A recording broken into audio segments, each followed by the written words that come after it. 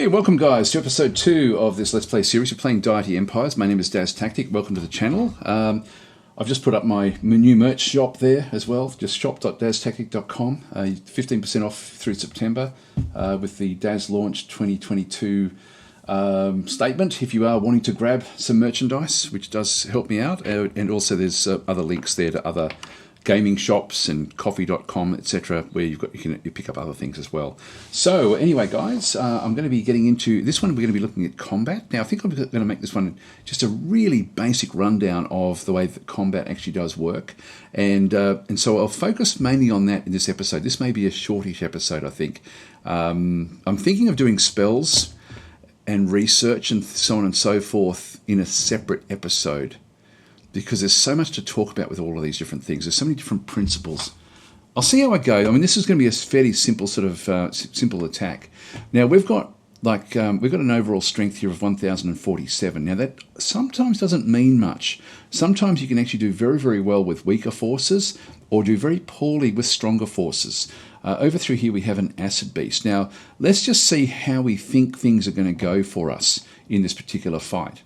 Now, we also know that we've got 45 battle mana that we can spend, and it's fully charged up, ready to go. So we do actually have spell casting available to us in the actual fight itself. So we'll talk about all this sort of preparation side of things. We spoke about the city in the last episode and building up slowly around Dazburg itself, and what we're going to be focusing on to try to get the population growth to ultimately get this into a really thriving city. So with what we actually have in through here, the Mountain Dwarfs warriors back in through this side, we've got 3 of them, as you can sort of see. Now, to find out what these guys can do, if I right-click on one of these, it then brings up the card for this specific unit. So if you're wanting to rename warriors, you can just click on the top bit and just sort of rename them up through there. Similar to the city page, there's multiple pages of information about the individual units. Their basic abilities is shown in through here. So you've got like light armor, mountaineer, poison resistance, and small shield. These are the sorts of abilities that they actually have. If you're wanting to find out what these things do, Mountaineer reduces movement cost over mountains and hill by 2 for this unit, but not less than 1. So essentially it can go over mountains and hills. It does have a reduction in its speed. Also gives the unit plus 10 hit chance when attacking an enemy in mountain or hill terrain, or when being attacked while in mountain or hill terrain. So if we can sort of set up things where our guys end up fighting either into mountains or from mountains, it's going to be helpful, rather than being in forests or in the plains. So that's for us, hills are exactly what we want. Like light armor is just the sort of armor that we can then have. We've got basic poison resistance in through there. So if an enemy is using poisons, we're not going to be affected all that much by it. We do have a small shield as well, which just adds to our hit chances.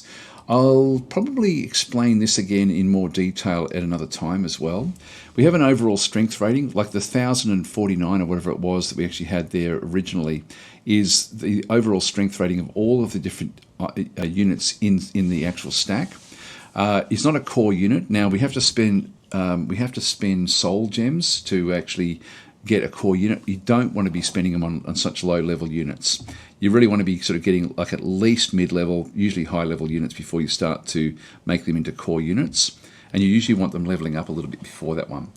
We have 5 figures in the actual stack of this one, or this particular unit has got 5 figures, and each figure has only got 4 health points. So essentially 20 hit points of damage kills off the actual unit. So these are quite squishy. These are very, very weak. It's at level 1 at the moment, and once it gets to 10 XP, it will then go to the next level, so level 2. At level 5, it will then go through to and then have extra abilities. So every 5 levels it gets, it can then get more and more abilities back in through here. Its morale is slightly over what it wants, and if you sort of right-click on these, it will then sort of give you an explanation of what's actually going on and how things actually do work. So if you're trying to get information, just right-click on things. It's got a spotting of 4, and this is sort of like underground. So if we right-click on spotting, determines how far units can see on the world map. An army will be able to see through the fog of war. Some of them will actually have, in addition, spotting determines how far a unit can see in dungeons. So there is actually sort of like a dungeon spotting for some units where they can actually see further. And the spotting is a limit that they can actually then go and do special things, like if they've got magical attacks or anything like that, then that's sort of where that one does kick in. 4 movements in battle, 4 movements on the world.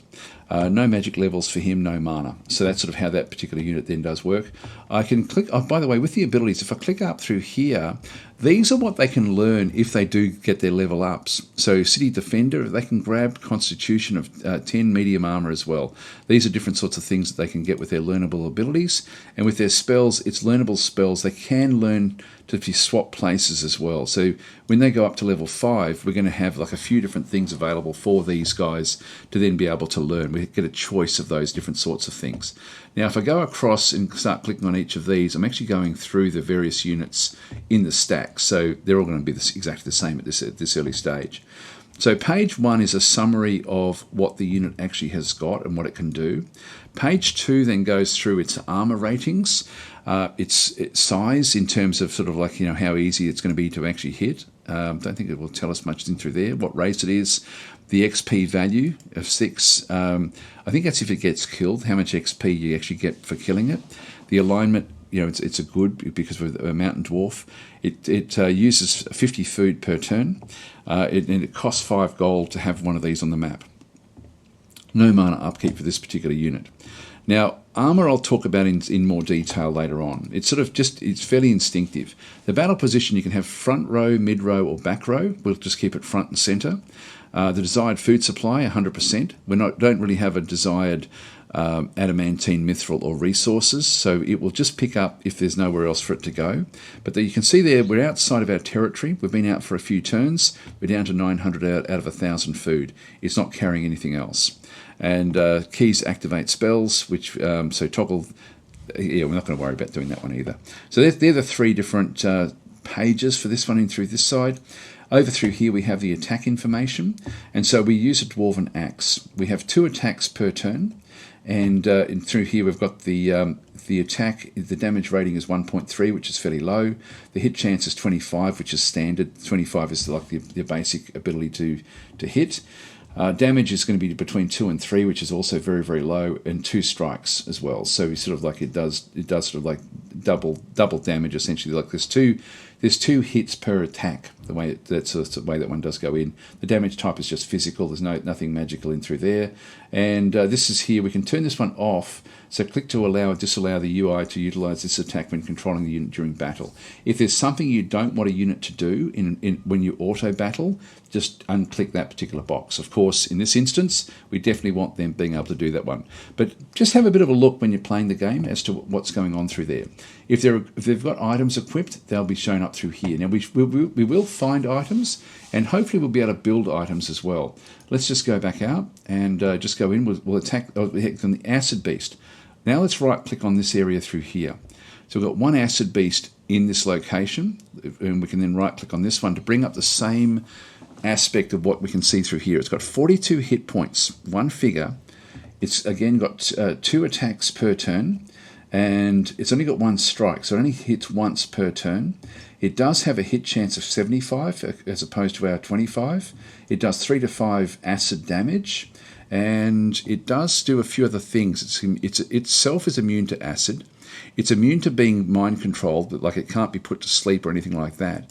And it's got acid splash. Whenever this unit takes melee damage from an attack, it does 1 to 3 non-magical acid damage to all adjacent enemy units.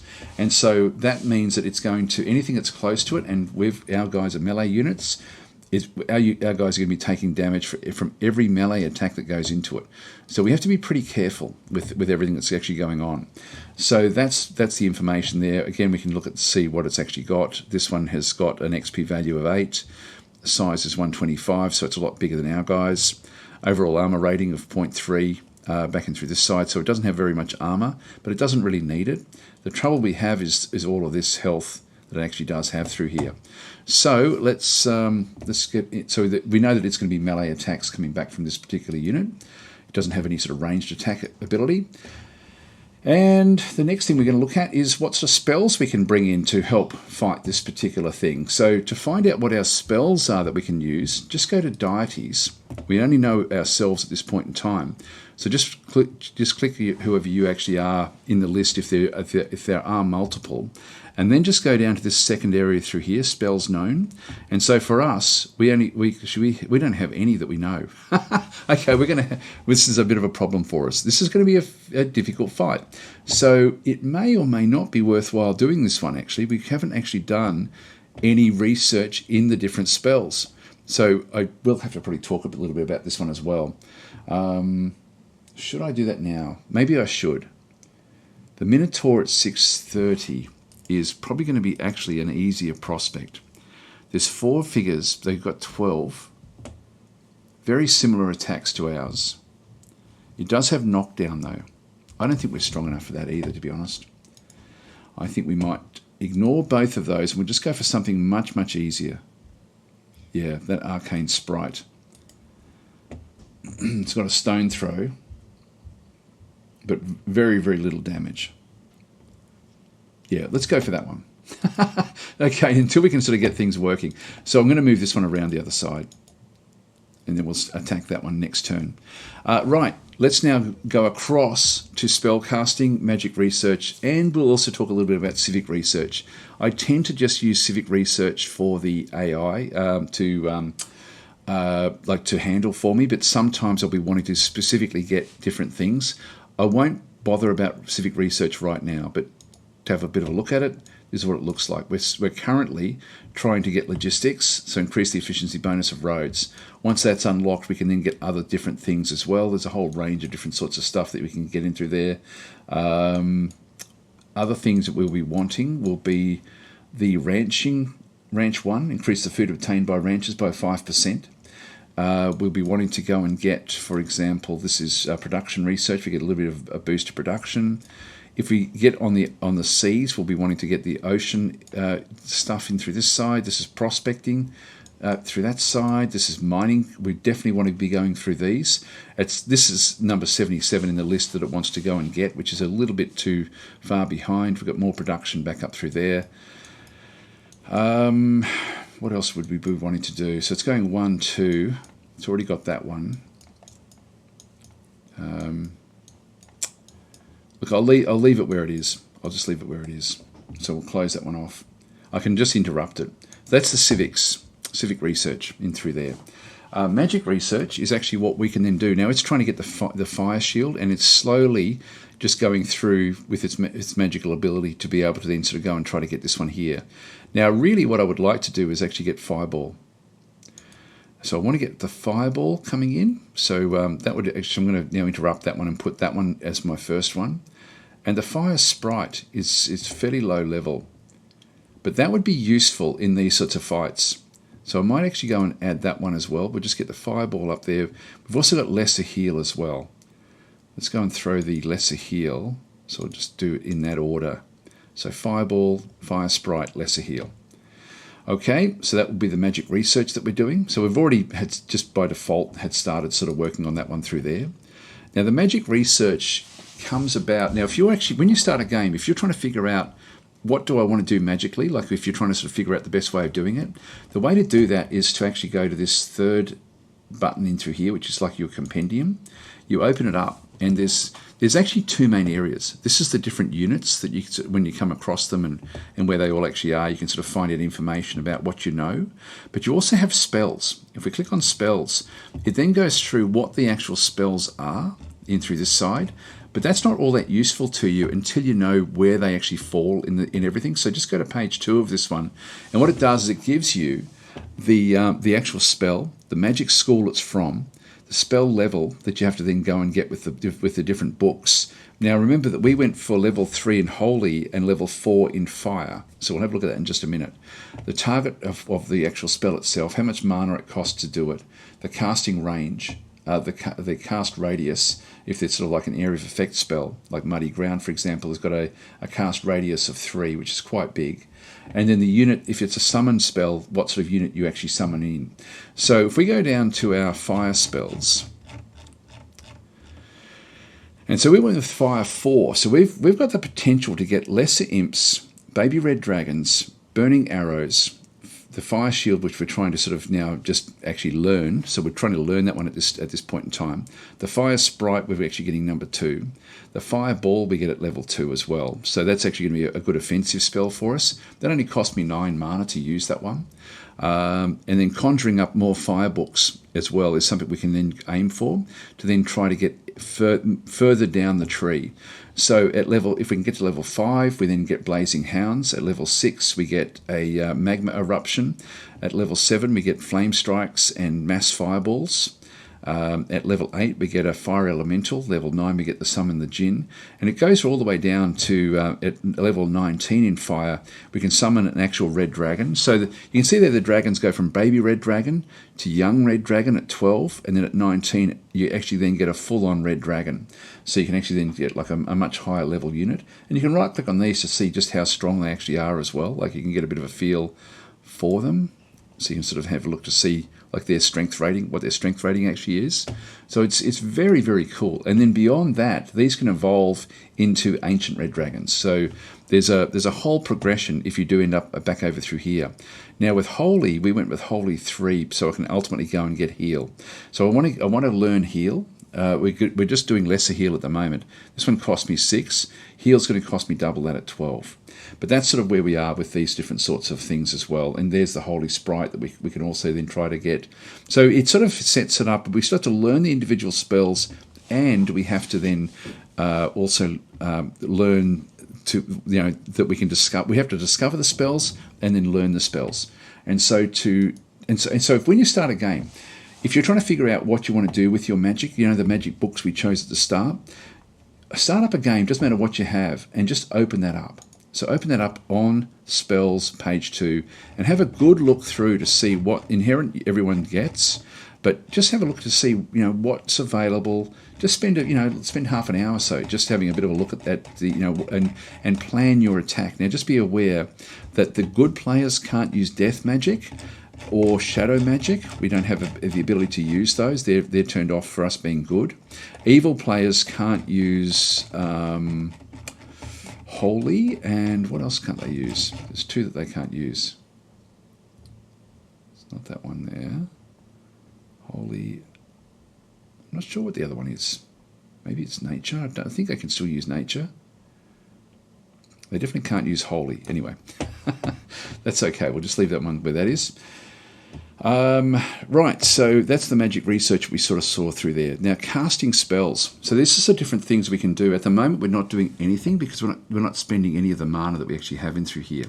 And so we can start to go through different things in through here. And one of the things we want to be doing is increasing our meditation skill to at least be the same as our battle mana. Now, it's basically that times 2.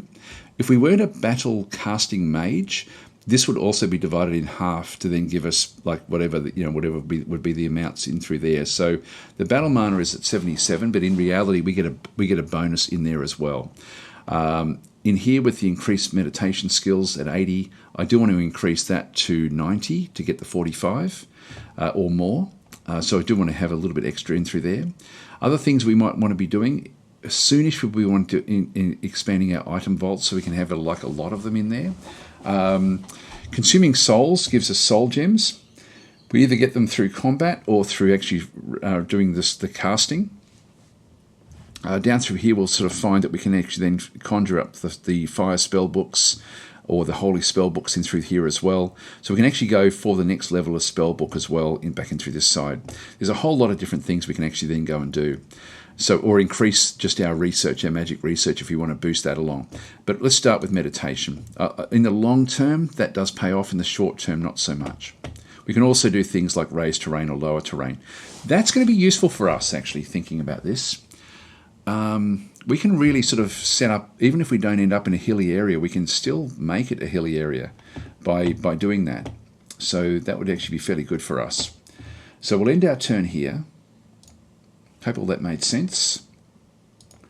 And now he's finished the road. He can't build anything more because he hasn't got the civic research to be able to build a higher level ranch or a higher level road. Let's go and build another ranch back out this way. Now we're not going to have the workers for this just yet, but we'll just get sort of started. Back in through here we've got the arcane sprite. which we saw we did have a bit of a magical attack. We've got a few easy fights in through here.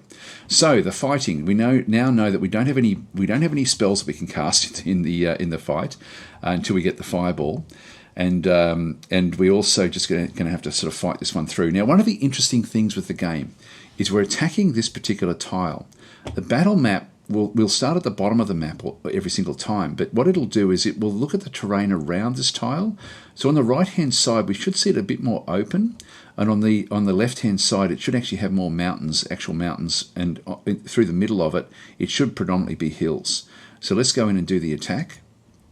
And so this is an outdoor lair, and so a bit more open over this side, just a little bit. There's still a lot of hills in through the middle and mountains on that other side because of the direction that we were attacking. So there's this particular group. Again, I can just right click on this one. Actually, I can't do it just yet. I have to set my guys up. What I might do is I can move them sort of anywhere down below this other area. Let's just leave them in the hills for now, and then we'll start to sort of try to move up through the hills and draw the attack in towards the hills if we can. So we'll just end our turn. It's now been set up, and they did actually try to do something. So if we have a bit of a look at what happened here in the log file. So the creature, it tried to cast sleep at the Mountain Dwarf warrior. So it tried to actually make them go to sleep. Now let's have a look and see what actually happened with that one. You can see there it actually used more than half its mana to do that. And if we right click on this guy, double right click, you can see through here, so an arcane sprite, it does have 2 spells. It's got the sleep spell. If I right click on that one, it's 6 mana for that. It's got 4 mana left, and it does actually also have a slow spell, which is 15. And so this guy, with only 10 mana, can cast 1 sleep spell, and that's pretty much it. It does have the stone throw at range 6, and that's pretty much the other thing it can then go and do. It's not a very powerful sprite, essentially. It does have physical resistance, so unit takes 50% less damage from this type of damage, which is what we've got, and gains an additional +5 on magic resistance rolls against spells that do this damage type. So physical damage it does have some protections with, because it is sort of like a magical creature. Let's move on up. So it missed its a chance to sort of do damage there. I'm just going to move these guys straight up. It's probably going to stay away from the hills. It's coming down to try to get within the 6. Now it's got 1, 2, 3, 4, 5, 6. Now I can move up into these hills. Let's just move there. Actually, that's going to be... It won't have to do anything if I do that. I'll have the other 2 go out for a bit further. It can now hit all of these guys with its stone throw. Only 1 point of damage. Can't quite get the hit in there. Let's just move on in. So now when we do an attack, it's like a simultaneous attack. And so when we do the click in through here, well, actually it can't retaliate, so it doesn't get a chance to retaliate. We're going to finish this thing off really fast. So let's just do that one. There we go.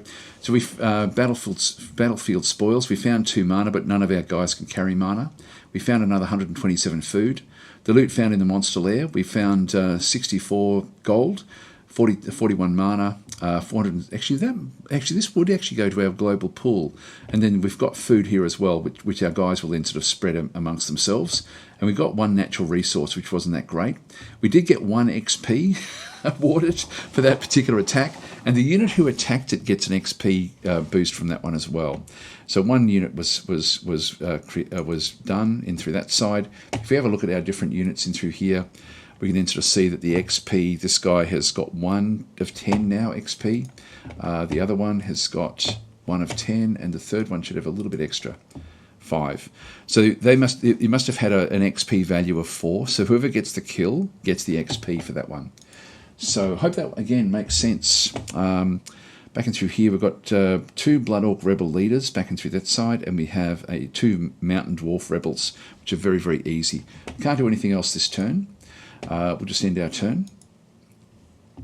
So the Fame will start to then attract mercenaries to come and join us. So the Fame will sort of slowly build over time.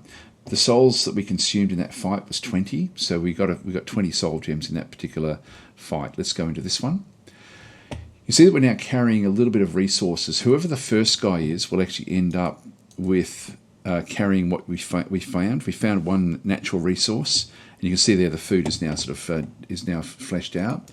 Our mana is now 43, so we've got a little bit of extra in through there. So doing these, we do end up sort of getting more mana into the global pool. So yeah, we've got a hero in there as well. 910 is a little bit much for us. Let's just go this way.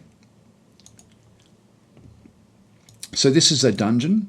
Some of the dungeons don't have this sort of fluffy edge, but it's quite cool the way it does work. Now I think that's F5 in through there. F5 will turn on so you can sort of see where you have to go.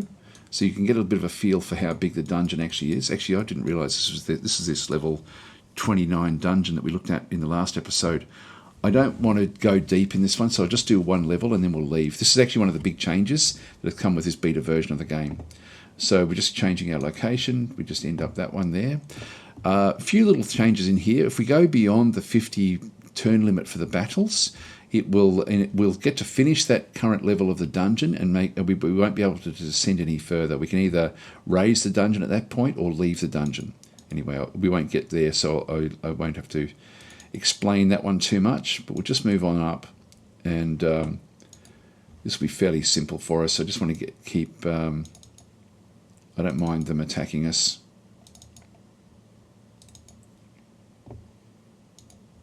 There's only one treasure on this level.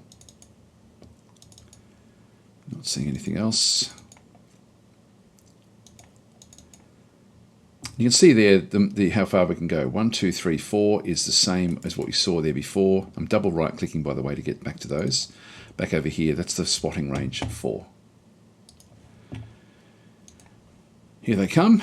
All right, so we've got 2 of these guys, which are just rebels. These are only got 1 health point with 4 figures, so very, very weak. Very weak. So let's just move on up. And we've destroyed them completely. Oh, by the way, we can have a bit of a look at these. We can still see that these are actually accruing a little bit of XP per turn. What are they worth? They're only worth 2 XP to kill these things off, so they're really, really useless. And we'll just keep on going back up. There we go. Last defender was killed. And now to find our way out from here, what we can do is just go back across and look. We've got to look for an exit. Now the easiest way to do this is just to auto the battle, and they'll just go off and explore. There's the exit, and we need to find that last piece of treasure as well, which is over here. Now what we picked up there was 2 mithril and some gold as well. And so we've now got 1 character over through here. We've done enough exploration to get all the treasures, and we can go either deeper, we can descend, we can leave the dungeon, or we can raise the dungeon if it's sort of in the way of us building a city. But we're just going to leave the dungeon here. So let's just leave it. And now we've done 1 level. We're now going to be at level 2 of 29 from here. So we'll come back to this place over time, I think. We'll just end our battle. So we got 4 gold and 352 from the food from the battlefield. And then what we found in through here was 2 mithril, 4 natural resources, food, no mana, and a bit of gold. So we'll just end the battle there. So I'm going to just move this one back now. Just go to the next one across, end our turn. Turn 8, nothing else really happening. So I'm just going to move this group back into here again, and we'll just off. There's a few different things when we do move back. If we go and right click on him and just go across to where he's actually got everything stored, you can see it's 950 of 1000, and he's carrying all of this now. A bit of natural resources, a bit of mithril. Now what I'm going to do is I'm going to offload this at Dasburg. So what I do through here is actually say, click to have each unit in the army take supplies, food and resources or potions for the enemy, or so that will replenish the food. So if I click on that one through there, and then right click, we'll then sort of see that he's now got 1000 food, but he's still carrying the natural resources. And if I click on the next one, this is actually to redistribute the supply. So click to deposit all non-food resources in this army to a nearby city, which is Dasburg. You have to be inside the borders for this to work. So we do that, and see how their little icons have now disappeared. And when we have a look at them now and look at the same one, they no longer have the resources or the mithril. That's actually disappeared. I can also, if we specifically want them to grab things like resources or adamantine or mithril, I can actually tell them, I want you guys to pick up a percentage of this stuff, you know, like, and always carry that around, which is no good reason to do that. But food, we definitely want them pretty much with as much food as they can carry. So they've now got all their food. They're no longer carrying resources. The resources are now in Dasburg. And so if we have a bit of a look, we can see there that we're nearly at getting the second worker. So we've still got the one worker working over here. I'll just go back across into here. You can see we've now got the 2 mithril stored in there.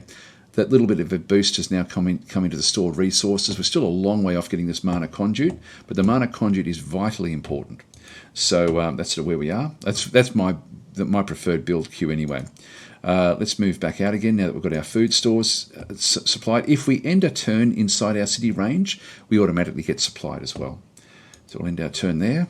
We gained one more worker. I can click on that one to sort of show they're both working on that ranch. And we're getting a little bit more resources now per turn. I'll just go back into here. So it should be 14 per turn.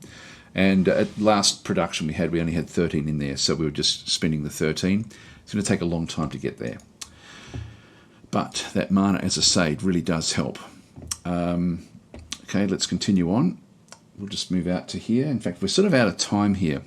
What I might do is I might actually just play the game until something interesting happens, now that you've sort of seen what is going on. One thing I want to keep a bit of a track on is the settlers back in through this side. We haven't been able to build anything at all of these yet. That will come at some point when the city grows big enough. And so I'm going to be wanting to look at this over time slowly, just keeping a bit of an eye on when we're going to get our next settler. Playing on very hard, as I say, doesn't really work in our favour. Anyway, I'll leave it there, guys. So thanks for watching, and I will now play forward a little bit. Just for context, we are on what turn? What turn are we on? It should be down in here somewhere. Might be the second page here. Turn number 9. Okay, so that's where we actually currently are. All right, I'll be back in another episode with a bit deeper into the actual game itself. Thanks for watching.